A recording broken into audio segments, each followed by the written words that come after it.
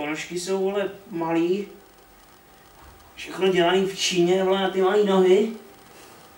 Aby to udělali pro Čechy, to ne, vole.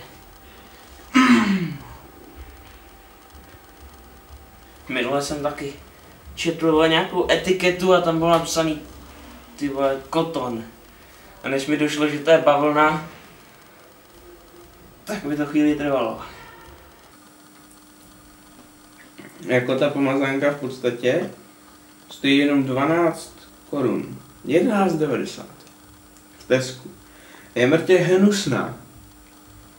Ale horší než večeře to asi nebude. Teda není, protože to je vlastně přítomný čas, když jem teď. Když dělám sexy tance, viděl jsi to?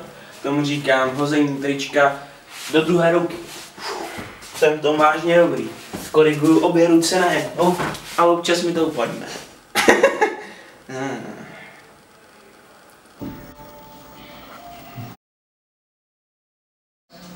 Ty teďka zrovna si sundávám trenýrky. V podstatě. Jedna noha, druhá noha. No a docela dobrý, jo. Lezu do vany, která tady není, a zavírám vrata letištní haly.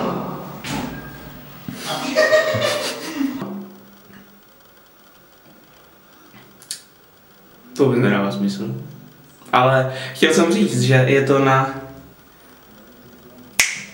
Jak se tomu říká? Na zamyšlení, jestli by se tím nemělo něco dělat. Protože kožní nemoci, žaludeční vředy, ledvinové kameny.